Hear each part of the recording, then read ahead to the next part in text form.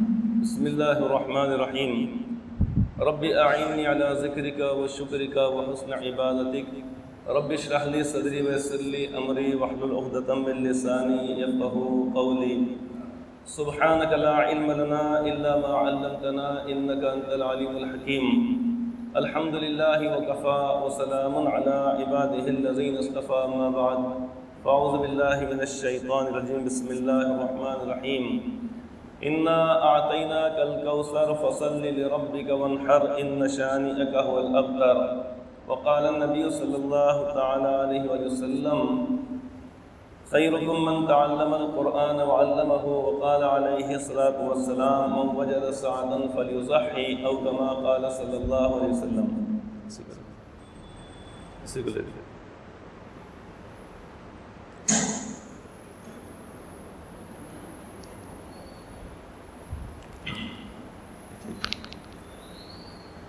محترم حضرات، بزرگان محترم اور معزز حاضرین کرام، گزشتہ 2 جمعہ سے بات ہمارے سامنے آ رہی تھی قربانی کے تعلق سے. اب بہت تھوڑے دن باقی رہ گئے ہیں جس میں اللہ تبارک و تعالیٰ کے ایک حکم، جس میں اللہ تعالیٰ فرمایا کہ فصل لربک وانحر. سورہ کوثر جو قرآن کریم کی بہت چھوٹی سی صورت ہے آیات پاک کے اعتبار سے، تو انہی صورتوں میں سے صورت یہ ہے انا اعطیناک الکوثر فصل لربک وانحر ان شانئک هو الابتر. یہاں پر اللہ تبارک و تعالیٰ نے نماز کا حکم فرمایا. اس سے مراد یعنی عید کی نماز ہے، یہ بھی علماء کرام نے بتلایا ہے. اور اس کے بعد قربانی کا حکم دیا گیا. قربانی در حقیقت اللہ تبارک و تعالیٰ کی خوشنودی حاصل کرنے کا ذریعہ ہے کہ اللہ تبارک و تعالیٰ کو خوش کیا جائے، راضی کیا جائے.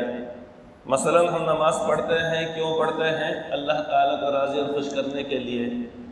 دیگر تمام اعمال جو کیے جاتے ہیں اللہ تعالیٰ کو راضی اور خوش کرنے کے لیے کیے جاتے ہیں. انہی اعمال میں سے ایک عمل وہ بھی ہے جسے قربانی کہا جاتا ہے.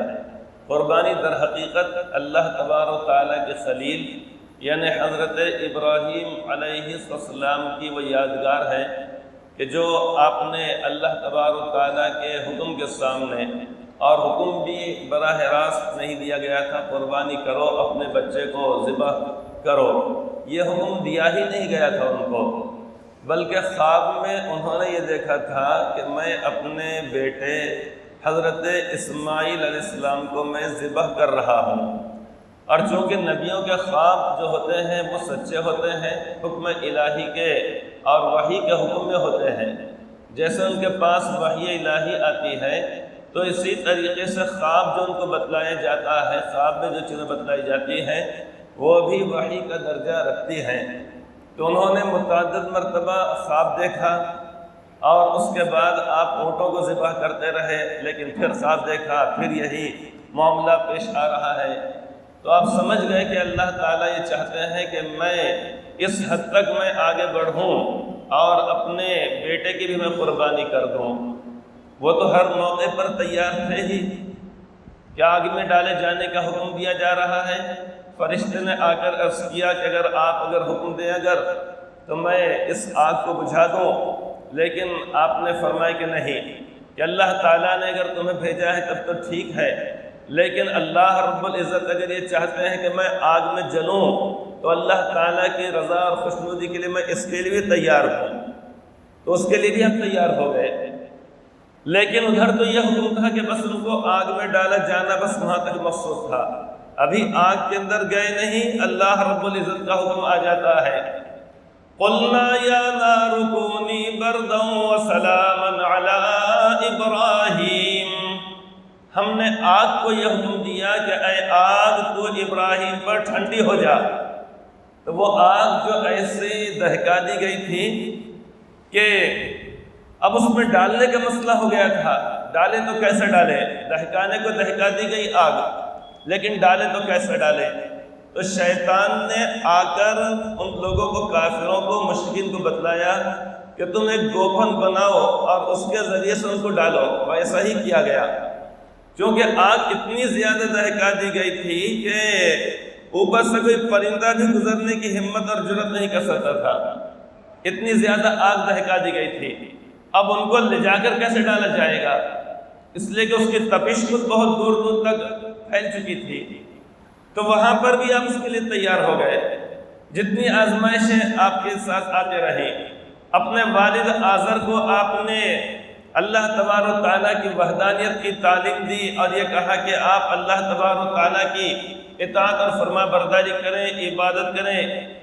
یا ابت افعل ما تؤمر، آپ نے عرض کیا، اللہ تعالیٰ نے سے عرض کیا کہ اے میرے ابا جان، یہ ادھر تو حضرت اسماعیل علیہ السلام نے کہا تھا، اور یہاں پر آپ نے کہا کہ اے میرے ابا جان کہ اللہ تبارک و تعالیٰ کی بات کیجئے۔ لا تعبد الشیطان ان الشیطان کان للرحمن عصیا۔ اے میرے ابا جان، آپ اللہ تبارک و تعالیٰ کی بات اور بندگی کیجئے، اور یہ معبودان باطل کی پرستش مت کیجئے۔ اور یہ کہا تھا کہ وہ شیطان اللہ تبارک و تعالیٰ کا نافرمان ہے۔ تو انہوں نے بجائے بات کو ماننے کے جب بار بار بات پیش کر رہے ہیں تو انہوں نے کہا لَأَرْجُمَنَّكَ وَاهْجُرْنِي مَلِيًّا۔ آپ نے کہا، کون؟ حضرت ابراہیم علیہ السلام کے والد نے کہا، آزر نے کہا کہ دیکھو مجھے اپنے حال پر چھوڑ دو ورنہ میں تم کو پتھر ماروں گا، یعنی میں تم کو پتھروں سے ماروں گا کہا۔ اس کے بعد آپ وہاں سے چلے گئے، چونکہ دشمن یعنی قوم کے اندر بھی پیدا ہو گئے، بادشاہ وقت بھی ہو گیا، یہاں تک کہ آپ کے گھر کے اندر بھی آپ کی بات کو مانا نہیں جا رہا ہے۔ آپ چلے گئے وہاں سے، اللہ تبارک و تعالیٰ کی طرف سے مختلف آزمائشیں آتی رہی، اور آزمائش وہ بھی آ گئی کہ اپنے بچے کو لے جا کر خانہ کعبہ کے پاس لے جا کر وہاں پر چھوڑ دیا جائے۔ آج جہاں پر لاکھوں لوگ رہتے ہیں، آج سے مراد یہ کہ اب یہ تو وقتی طور پہ مجبوری کے حالات چل رہے ہیں، ورنہ ان دنوں میں تو وہاں پر یعنی جو کہاوت ہے اس کے مطابق دل دھرنے کے لیے بھی جگہ نہیں رہتی ہے۔ اتنی بڑی تعداد میں حجاج کرام ہوتے ہیں، اور یہ تو جیسا جیسا حج کا موقع قریب آ رہا ہے لوگوں کی تعداد بڑھتی چلی جا رہی ہے۔ تو وہاں تو کوئی موجود تھا ہی نہیں، لیکن یہ حکم یہ دیا جاتا ہے کہ اپنے لاڈلے، اپنے کم سن کم عمر بچے کو، جو دودھ پیتا بچہ ہے، معصوم بچہ ہے، جو کم عمر بچہ ہے، اس بچے کو اور اپنی بیوی کو لے جا کر حضرت حاجرہ کو لے جا کر وہاں پہ چھوڑ دیا جائے۔ آپ لے جا کر چھوڑ دیتے ہیں، اور چھوڑنے کے بعد آپ یہ تسلی بھی نہیں دیتے ہیں کہ دیکھو میں 8 دن کے بعد آؤں گا، 15 دن کے بعد آؤں گا، 2 مہینے کے بعد آؤں گا، فکر مت کرو، گھبراؤ مت، پریشان مت ہو، کوئی تسلی نہیں، بلکہ چھوڑ کر آپ چلے جاتے ہیں۔ آپ کے زوجہ مطہرہ یہ عرض کرتی ہیں کہ آپ اس جگہ پر، اس ویران اور سنسان جگہ پر ہم کو چھوڑ کر کہاں چلے جا رہے ہیں؟ آپ نے خاموشی اختیار فرمائی، دوبارہ انہوں نے کہا، پھر خاموشی اختیار فرمائی، تیسری مرتبہ انہوں نے کہا اللہ امرک بہذا، کیا اللہ تبارک و تعالیٰ نے آپ کو اس کا حکم دیا کہ آپ ہم کو چھوڑ کر یہاں سے چلے جائیں؟ آپ نے ایک جملہ صرف کہا، نعم، بس اتنا ہی کہا، اس سے زیادہ نہیں کہا کہ بس ہاں اللہ کا حکم ہے۔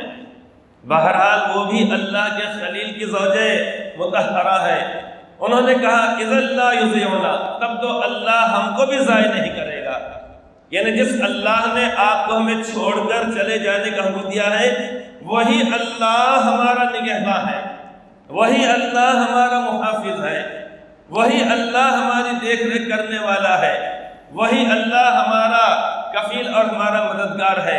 بہرحال آپ چلے جاتے ہیں، چلے جانے کے بعد اس کے بعد شیرخوار بچہ حضرت اسماعیل علیہ السلام پانی کے لیے بلکتے ہیں، تڑپتے ہیں، پانی وہاں پر موجود نہیں ہے۔ حضرت حاجرہ رضی اللہ تعالیٰ عنہ جو صفا سے مروہ اور مروہ سے صفا یعنی چکر لگاتی بار بار، ہو سکتا ہے کہ اس جانب کوئی لوگ ہوں اور وہاں پر جانے کے بعد میں پانی لے کر آؤں، بچے کو پانی پلاؤں، چونکہ جو آپ نے پانی اور جو اپنے کھجوریں دی تھی وہ ساری چیزیں ختم ہو جاتی، پھر بھی معمولی سی چیزیں، بچہ ہے کہ پیاس سے بلک رہا ہے، تو کبھی صفا پر جاتی، پھر مروہ پہ، پھر صفا پہ، پھر مروہ پہ، اور جہاں میلین اخضرین جہاں پر ہیں تو وہاں پر آپ دوڑتی چلی جاتی تھی۔ اللہ رب العزت کو یہ ادا ایسی پسند آئی کہ قیامت تک کے آنے والے تمام ایمان والوں پر، سب لوگوں پر جو حج کریں گے یا عمرہ کریں گے، ان تمام کے لیے صفا اور مروہ کے درمیان سعی کرنے کو واجب کر دیا گیا، اور وہاں پر میلین اخضرین کے درمیان جو دوڑا جاتا ہے چلا جاتا ہے، اللہ رب العزت کو اپنی اس بندی کی ادا ایسی پسند آئی کہ تمام ان لوگوں کو جو حج و عمرہ کرتے ہیں ان سے یہ حکم دیا گیا ہے کہ وہاں پر دوڑے، اور دوڑتے چلتے چلتے جلدی جلدی پڑھے رب اغفر وارحم وتجاوز عما تعلم انک انت الاعز الاکرم۔ بہرحال یہ ادا اللہ رب العزت کو اپنے خلیل، اپنے پیارے بندے حضرت ابراہیم علیہ السلام کیسی پسند آئی کہ اللہ تبارک و تعالیٰ نے قیامت تک کے آنے والے تمام ایمان والوں پر اس عمل کو لازم کر دیا۔ ذہن میں رکھیے کہ قربانی کرنا واجب اور ضروری اور لازمی ہے سب کے لیے، سارے ایمان والوں کے لیے۔ ہاں جو مجبوری ہے، مالی اعتبار سے اگر مجبوری ہے، وہ استثنائی شکل ہے وقتی طور پر، ورنہ جب بھی زندگی میں عید الاضحیٰ کا موقع آئے گا اور جب بھی انسان استطاعت کی حالت میں ہوگا، اور آج کے زمانے میں، آج کے دور میں 35,000 روپیوں کا جو مرد یا عورت کوئی مالک ہو، اچھی طریقے سنیے، بار بار میں اس کا اعادہ اسی لیے کر رہا ہوں کہ اگر گزشتہ سننے میں بات نہیں آئی، اس سے پہلے سننے میں نہیں آئی، سمجھ میں نہیں اگر آئی، تو آج کم سے کم ذہن کے اندر رکھ لیں کہ جس شخص کے پاس 35,000 روپے ہیں، مالکانہ اختیارات ہیں کہ اگر وہ خرچ کرے، وہ کسی کو ہدیہ دے دے، کوئی بولنے والا نہیں۔ اگر کسی گھرانے میں 10 لوگ ہیں مثال کے طور پہ، اور 10 کے 10 آدمیوں کے پاس 35,000 روپے اگر ہیں، ہر ایک کے پاس ہے، یا کوئی نوکری کرتا، کوئی ملازمت کرتا، کوئی کاروبار کرتا، 10 آدمی ہے، تو ایسا نہیں ہے کہ ایک شخص کی طرف سے قربانی کرنے سب کا واجب ادا ہو جائے گا۔ ہر شخص کو یا تو چھوٹا جانور لینا پڑے گا، چھوٹے جانور سے مراد ہے بکری، دمبا اور مینڈھا، یہ مراد ہے، یا بڑے جانور میں سے ایک حصہ لینا پڑے گا۔ بعض مرتبہ ایسا ہوگا کہ بیوی کے اوپر قربانی واجب ہے، شوہر کے اوپر نہیں۔ بیوی معلمہ ہے، ماہانہ اس کی تنخواہ آتی ہے، شوہر بیچارہ سیدھا سادہ غریب تھا بیچارہ، دیکھا کسی شخص نے چلو بھائی اچھا یہ ہے، اس کے ساتھ جوڑ دیا جائے، اس کو دونوں کی جوڑی لگا دی جائے، لہٰذا اچھا غریب شریف ہے، سمجھدار ہے، صحت مند ہے، نمازی ہے، صوم و صلاۃ کا پابند ہے، لیکن جو کچھ پیسے آتے ہیں معلمہ ہونے کے طور پر اسی کے پاس آتے ہیں، لہٰذا بیوی کے اوپر قربانی واجب، شوہر کے اوپر نہیں۔ بعض مرتبہ یہ ہوگا کہ باپ کے اوپر قربانی ہے، باپ کے اوپر قربانی نہیں ہے، بیٹے کے اوپر قربانی ہے، چونکہ جس کی ملکیت میں اتنی رقم ہے اس کے اوپر قربانی واجب ہے۔ بعض مرتبہ یہ ہوگا کہ چھوٹے بھائی پر قربانی ہے، بڑے بھائی کے اوپر قربانی نہیں ہے، چونکہ جس کے پاس اتنی رقم ہے اس کے لیے قربانی کرنا ضروری اور لازمی ہے۔ یہ اللہ تبارک و تعالیٰ کا حکم ہے، ہر ایک کے لیے ضروری ہے۔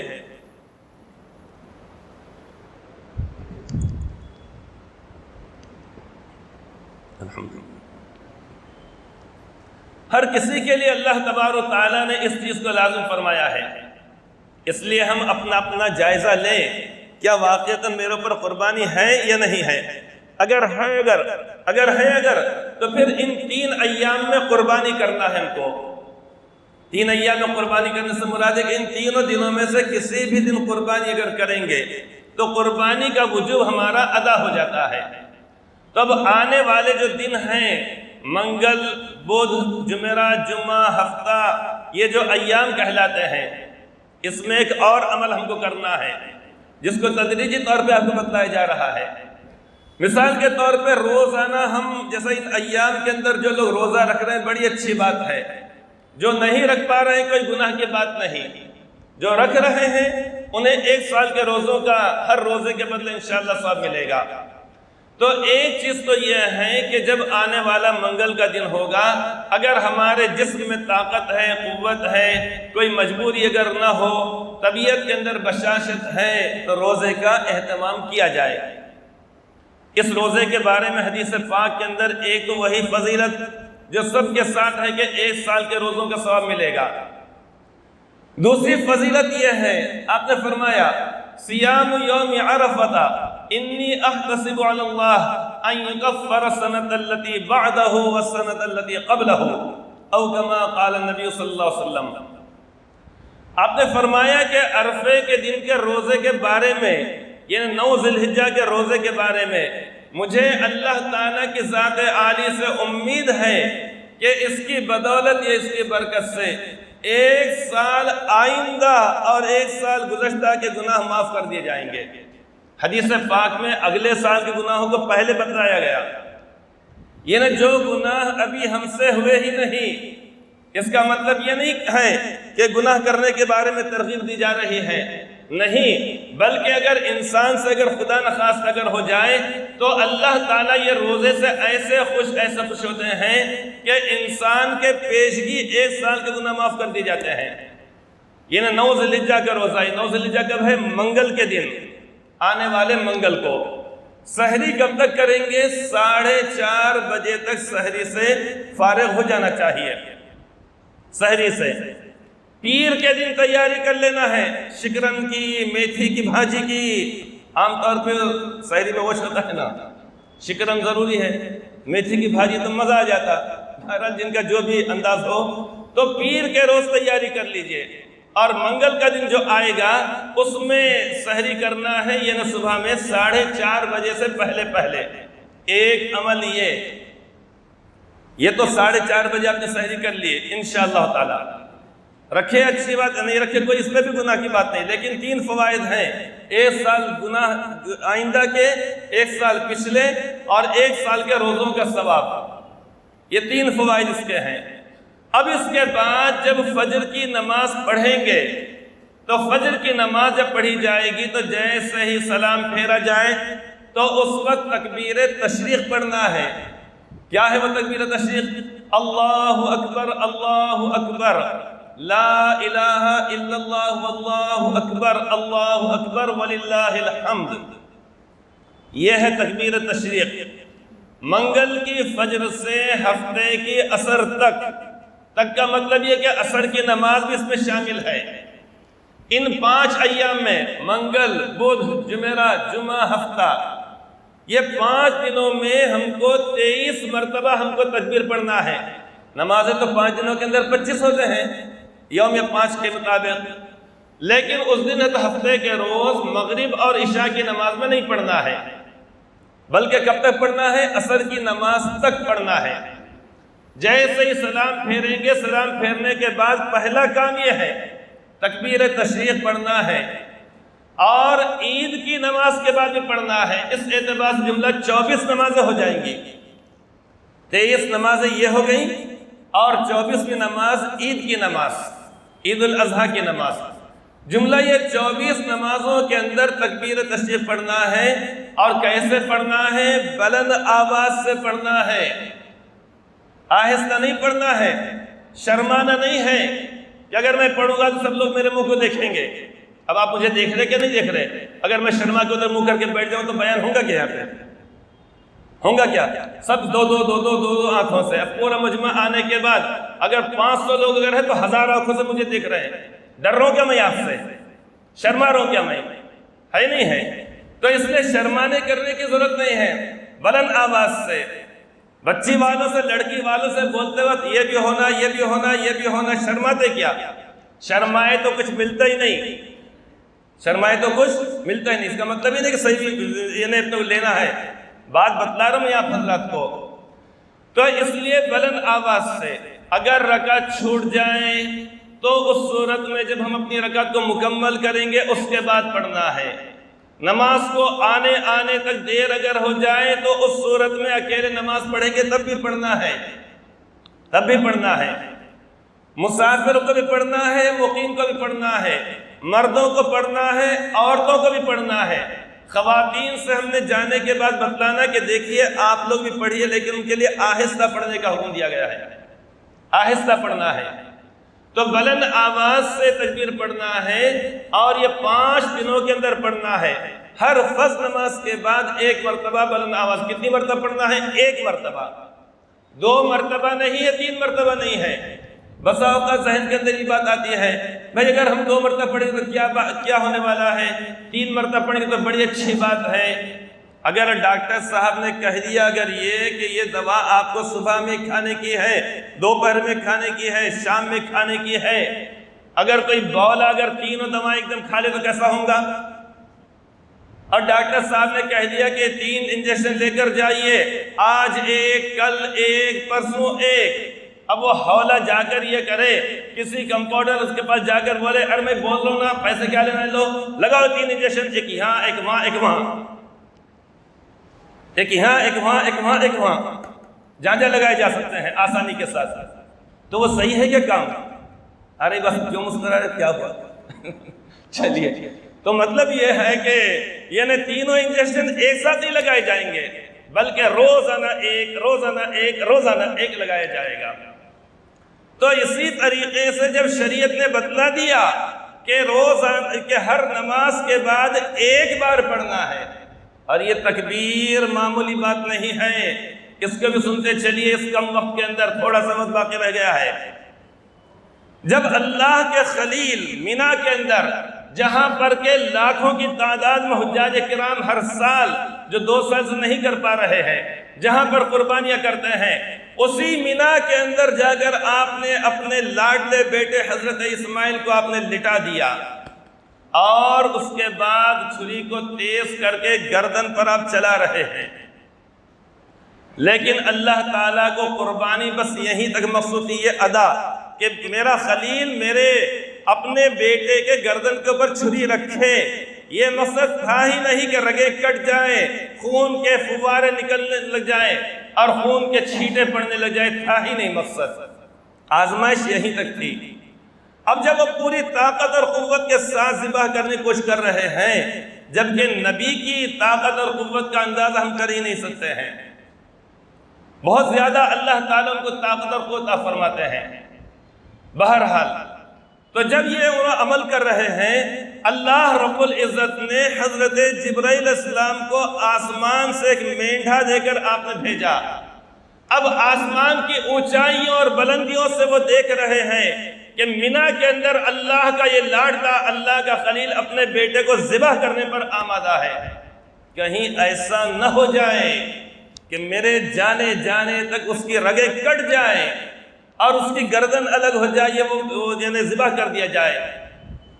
آپ نے آسمان کی اونچائی اور بلندی سے وہاں سے کہا اللہ اکبر، اللہ اکبر، اللہ سب سے بڑے ہیں، اللہ سب سے بڑے ہیں۔ اب چونکہ وہاں سے انہوں نے کہا، حضرت جبرائیل صلی اللہ علیہ وسلم کی وہ آواز اور سننے والے اللہ کے خلیل، آپ نے اپنا سر مبارک اٹھا کر دیکھا کہ حضرت جبرائیل السلام ہیں، آسمان سے وہاں سے دمبا اور مینڈھا لے کر آ رہے ہیں، اور انہوں نے کہا اللہ اکبر، اللہ اکبر، تو آپ نے فوری طور پہ کہا لا الہ الا اللہ واللہ اکبر۔ معمولی بات نہیں ہے، شروع کے جو کلمات ہیں اللہ اکبر اللہ اکبر حضرت جبرائیل السلام کے ہیں، ان کے بعد لا الہ الا اللہ واللہ اکبر جو بیٹھ کر ذبح کرنے کی کوشش کر رہے ہیں، کون بولیے، کون؟ حضرت ابراہیم علیہ السلام۔ اب اس کے بعد کے جو کلمات ہیں اللہ اکبر وللہ الحمد، جن کو لٹا دیا گیا حضرت اسماعیل السلام کو، یہ ان کے کلمات ہیں، یہ وہ کلمات جو اللہ تعالیٰ کے 3 برگزیدہ بندوں کے ہیں، ایک فرشتے اور 2 نبیوں کے ہیں، وہ کلمات اللہ تعالیٰ آج ہماری زبانوں پر جاری کر رہے ہیں۔ معمولی بات نہیں ہے، اگر اللہ تعالیٰ ایمان کی توفیق نہیں دیتے، یہ کلمات ہماری زبان پر نہیں ہوتے، بلکہ غیر اللہ کا نام ہوتا، اور غیر اللہ کے در کے اوپر جا کے ہم سجدہ کرتے، اور وہاں پر جا کر وہی اعمال کرتے جو جہنم میں جانے والے جو لوگ اپنے لیے کرتے ہیں۔ یہ معمولی بات نہیں ہے کہ اللہ تبارک و تعالیٰ سارے اہل ایمان کے زبانوں پر ان کلمات کو جاری کر رہے ہیں۔ تو یہ کلمات کو بڑی مٹھاس سے، بڑی عظمت کے ساتھ، بڑی کبریائی کے ساتھ اور بڑی لذت لے کر ان کلمات کو ہم کو پڑھنا ہے۔ ایسا ہوگا کہ امام صاحب نماز کے بعد پڑھنا بھول جائیں تو آپ بھی نہیں پڑھیں گے۔ امام صاحب کو رقیہ ناندیڑ کے سب سے بڑے فنکشن ہال میں دعوت کا اتنی چیزیں ہیں کہ جس کو گننا ہی بڑا مشکل ہے، وہ کسی وجہ سے نہیں جا سکے، رکعہ ان کا پڑا رہ گیا، تو وہاں پر کیا سنسان سناٹا ہو جاتا ہے؟ کبھی دیکھنے میں آیا کہ نہیں بھائی ہمارے امام صاحب نہیں آئے، ہمارے پیش امام صاحب بھی بھول گئے، میں کیسے جاؤں؟ ایسا ہوا کہ کبھی ہوتا ہے؟ ایسا ہوتا ہے کبھی؟ پیش امام صاحب بھول گئے تو مصلی بیچارے گئے تھے، کتنے سیدھے سادے نیک، کتنے چاہنے والے مصلی ہیں، ایک مصلی وہ محلے کا آیا نہیں، کیوں بھائی؟ ہمارے پیش امام صاحب بھول گئے۔ یار ہوں گے بھائی، بیمار ہوں گے اور دعوت میں بہت کھا لیے ہوں گے، بدہضمی ہو گئے ہوں گے، اس پاس انہوں نہیں آئے ہوں گے، ایسا تو کوئی خیال نہیں کرتا۔ لیکن ایک بات بتا رہا ہوں میں، تو اس لیے آپ حضرات نے شروع کر دینا۔ آپ سے مراد یہ نہیں کہ میں بھولنے والا ہوں اور آپ پڑھنے والے ہیں، کسی کو یاد بھی نہیں ہوگا کتنے دن پہلے سجدے سہو کیا گیا تھا، اللہ کا شکر ہے، یاد بھی نہیں ہوگا۔ بہت زیادہ زور دیں گے اچھا 10 سال پہلے، 8 سال پہلے ایک مرتبہ، تو اللہ کا شکر ہے کہ الحمدللہ یادداشت اللہ رب العزت نے بڑی مضبوط رکھا ہے، اللہ تعالیٰ نے۔ سبھی حضرات سے گزارش کی جاتی ہے کہ زیادہ سے زیادہ امداد فرمائیں۔ چلیے، تو امام صاحب اگر بھول جائیں تو اس صورت میں آپ بھولنا نہیں بلکہ شروع کر دینا ہے۔ تو ایک بات یاد رکھیے، ایک تو اس دن روزہ رکھنے کا اہتمام کیا جائے اگر بآسانی اگر ہو سکے، اور دوسری بات یہ ہے کہ ان 5 دنوں کے اندر ان 5 دنوں کے اندر تکبیرات تشریق پڑھنا ہے۔ تو یہ تکبیر تشریق بڑی متبرک جملے ہیں، یہ بڑے بابرکت اور اللہ تعالیٰ کے بڑے برگزیدہ بندوں کی زبان سے جاری ہونے والے کلمات ہیں، یہ دوسری بات۔ تیسری بات، اس کے علاوہ عید کا روز جب ہوگا، چہارشنبے کے دن، بدھ کے دن جب عید ہوگی، انشاءاللہ تعالیٰ اول وقت میں گزشتہ کی طرح ہی نماز ہوگی، تاکہ اس کے بعد قربانی کرنے میں ہمارے لیے اور دیگر مسائل میں ہمارے لیے آسانی ہو سکے۔ اس دن جن چیزوں کا خیال رکھنا ہے، ایک تو یہ ہے کہ قربانی اپنی جانب سے کیجئے، اللہ رب العزت نے وسعت، حیثیت اور گنجائش دیا تو اللہ کے لاڈلے نبی کی طرف سے بھی دیجئے صلی اللہ علیہ وسلم۔ آپ نے ایک مرتبہ عید کے موقع پہ 2 مینڈھوں کی قربانی فرمائی، اور آپ نے اللہ تعالیٰ کی بارگاہ میں عرض کیا، یا اللہ یہ قربانی، یہ مینڈھا میری طرف سے ہے اور یہ میری امت کے ان لوگوں کی جانب سے ہے جو اپنی حیثیت نہ ہونے کی وجہ سے قربانی نہ کر سکیں۔ اس لیے تو ہماری بھی یہ نہ کہ ذمہ داری ہے، اخلاقی طور پہ آپ کے بے شمار احسانات ہیں، اگر اللہ رب العزت نے حیثیت دیا ہے تو آپ کی جانب سے بھی قربانی کرنا چاہیے، آپ کی جانب سے، اور پوری امت کی طرف سے بھی یہ قربانی کرنا چاہیے اگر حیثیت اگر ہے۔ یہ نہیں کہ ہمارے پاس نہیں، 2-3 لوگ ہیں، 2 حصے بس ہو جاتے ہیں، 2 حصے بس ہو جاتے ہیں، تو 2 کمرے کا بھی گھر بنانا چاہیے۔ کیا کے واسطے بناتے؟ بڑی حویلی، اتنی بڑی حویلی جو بڑ پودروں تک بس ہو سکے، اس کو اس کو اس کو اس کو کیوں بناتے؟ کیا ضرورت پڑی؟ کیا ضرورت پڑی اتنے پلاٹ لینے کی؟ کیا ضرورت پڑی اتنے ایکڑ زمین لینے کی؟ تو جب اللہ رب العزت نے ہم کو حیثیت دیا ہے، لہٰذا اپنے گھر کے چھوٹے چھوٹے بچوں کی جانب سے بھی قربانی کیجئے، اور یہ قربانی کے جانوروں کو پہلے سے لے کر پالنا، ان کو کھلانا پلانا، ان کے اوپر محبت سے ہاتھ پھیرنا، اتنا ہی کرنا، اس سے زیادہ شہر میں لے کے محلوں میں گھومنا نہیں، اس سے مسائل پیدا ہوتے ہیں، اعتراض کرنے کا موقع ملتا ہے، لہٰذا وہ کام نہیں کرنا چاہیے، اور اس کو اچھی طریقے سے کھلانا پلانا چاہیے۔ حدیث پاک کے اندر یہ بات فرمائی گئی ہے، سمنوا ضحایاکم فإنها علی الصراط مطایاکم۔ آپ فرماتے ہیں لوگوں اپنے قربانی کے جانوروں کو خوب موٹا تازہ کرو، یعنی کھلاؤ پلاؤ۔ اب 2 دن پہلے لائیں گے تو وہ تو ٹائر ٹیوب تو ہے نہیں کہ ہوا بھری جائے گی اس کے اندر، پہلے لے کے پالیں گے تو اچھا ہوگا نا، نہیں لے کے کہاں باندھیں گے، کہاں رکھیں گے؟ سمجھی صاحب نے بول دیا میں آ رہا ہوں، 15 دن آپ کے پاس ہی میرا قیام ہے، آئیے آئیے آئیے، میں تو بہت انتظار کر رہا تھا، واہ آپ کو تو 2 مہینے پہلے آنا چاہیے تھا۔ بیوی بولے کیا کم وقت، بار بار آ رہا، اٹھا کے چھوٹا آ جا رہا، اٹھا کے چھوٹا آ جا رہا ہے، اور فون پہ آئیے آئیے آئیے، المنتظرین عزیز و اقارب، بالکل ہم تو آپ کے لیے چشم براہ ہیں، ایسے باتیں ان سے کہیں گے، اور لانے کے بعد ان کو ٹھہرایا جائے گا، کھلایا جائے گا، پلایا جائے گا، ان کی مرضی کو دیکھا جائے گا۔ تو یہ جانور تو وہ جانور ہے جس کی پیٹھ کے اوپر بیٹھ کر پل صراط کو پار کرنا ہے، اور پل صراط کہیں پہ جنت پہ نہیں، دوزخ کے اوپر قائم کیا جائے گا۔ کہیں پہ قائم کیا جائے گا؟ نیچے سانپ، بچھو، اژدہے، دہکتی ہوئی آگ، پٹائی اور دھلائی ہونے والی ہے دوزخیوں کی۔ تو وہ پلسرات کو دوزخ کے اوپر قائم کیا جائے گا۔ تو آپ نے فرمایا کہ سمنوا ضحایاکم، اے لوگو تم اپنی قربانی کے جانوروں کو خوب موٹا تازہ کرو، فَإِنَّهَا عَلَى الصِّرَاطِ مَطَایَاکُمْ، کیونکہ یہ جانور تمہارے قربانی کے سواریاں بننے والے ہیں۔ اسی لیے تو ہے اندھا نہیں ہونا، لنگڑا نہیں ہونا۔ اندھا ہوں گا جانور وہاں ادھر ادھر لے کے چلے گا، یوں سیدھا جب اندر لے گھس گیا تو کیا کریں گے؟ لنگڑا نہیں ہونا، چلتے چلتے بیٹھ گیا تو کیا کریں گے؟ بھینگا نہیں ہونا، میں سمجھوں مجھے دیکھ رہا ہے، آپ سمجھ رہے آپ کو دیکھ رہا ہے، حالانکہ کسی اور کو دیکھ رہا ہے۔ ایسا بھی نہیں ہونا چاہیے جانور۔ کیسا ہونا چاہیے؟ صحت مند ہونا چاہیے، تندرست ہونا چاہیے۔ اسی کے ساتھ ساتھ یہ ہے کہ ایک جانور میں، چھوٹے جانور میں ایک ہی آدمی کا حصہ ہے۔ جیسے مثال کے طور پہ اب یہ ایک صاحب کھڑے ہوئے، یہ جو کھڑے ہوئے دکھ رہا ہے ستون آپ کو دکھائی دے رہا ہے، اب یہ ایک صاحب ہے مثال کے طور پہ، گبرو میاں، کس کا بھی نام ہوگا تو کوئی ارے میرا نام لیے، میرا نام لیے، یہ گبرو ہے۔ اب یہ بکری، یہ مینڈھا، یہ دمبا، یہ تین جانور ہے۔ اب یہ تین جانور ہے، یہ ایک ہی سواری کا ہے، یہ ایک سواری کا، ایک سواری کا۔ اب ادھر تین بڑے جانور کھڑے ہوئے وہاں پر ہیں، وہاں پر بھی ہے ببلو ایک آدمی کھڑا ہوا وہاں پر ہے، یہ شمشیر یا قلندر پاشا کھڑے ہوئے ہیں۔ اب ان کے سامنے ایک جانور ہے وہ اونٹ، نر ہو یا مادہ، 7 آدمی شریک ہو سکتے ہیں۔ مطلب یہ کہ 7 سیٹوں کی سواری ہے۔ گھر میں ماں باپ، 2 بچے، اسی طریقے سے امت کی جانب سے اور کسی کی جانب سے، جملہ 7 حصے کر سکتے ہیں۔ وہ اونٹ ہیں، اس کے بعد بھینس ہے، نر اور مادہ۔ تیسرے جانور کا نام ہے 2 روپے 40 پیسے۔ نام نہیں لوں گا میں، سمجھ جائیے کیا ہوتے ہیں، اور پھوڑ کے بتاؤ بولے اگر 240 روپے، چلیے بس کافی ہے نا، 240 روپیز، چلیے ہوگی بات، اس سے زیادہ نہیں بتا سکتا ہوں میں جی۔ ایسا کیا؟ واہ واہ، پابندی سے لاتے معلوم ہوتا۔ چلیے ٹھیک ہے، تو 240 روپیز میرے تعلقات مجھے وہی بھاؤ ملنے والا ہے، وہ تیسرا وہ جانور ہے۔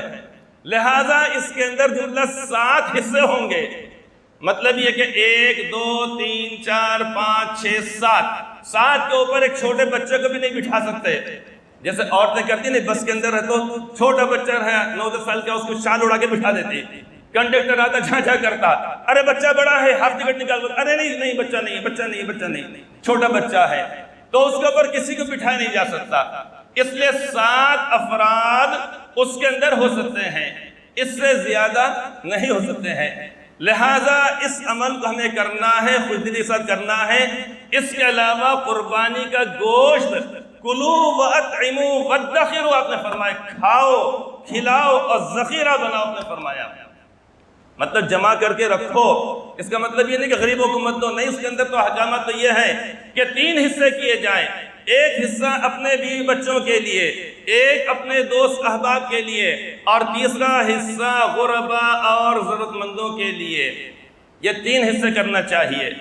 تو اس کے احکامات دیے گئے ہیں، لہٰذا یہ قربانی ہم کرنا ہے گوشت کھانے کے لیے نہیں، بلکہ اس واسطے کہ یا اللہ یہ در بھی آپ کا ہے اور یہ سر بھی آپ کا ہے، یہ ہمارے جیب میں جو زر اور مال ہے یا اللہ یہ بھی آپ کا ہے۔ لہٰذا یا اللہ آج ہم اپنے جانوروں کی قربانی کر رہے ہیں، کل اگر اسلام کو اگر ضرورت پڑی اگر تو اپنے سروں کی اور اپنے جانوروں کی بھی اپنے جانوں کی بھی ہم قربانی دیں گے۔ جان دی ہوئی اسی کی تھی، جان دی ہوئی اسی کی تھی۔ حق تو یہ ہے کہ حق ادا نہ ہوا۔ بہرحال اس جذبے کے ساتھ ہم قربانی کریں۔ اللہ تعالی ہم سب کی جو جانوروں کی جو قربانی ہم کریں گے، جانور قربانی اللہ تعالیٰ اس کو قبول فرمائے، خوش دلی کے ساتھ کرنے کی توفیق عطا فرمائے۔ آمین ثم آمین، وآخر دعوانا ان الحمد للہ رب العالمین۔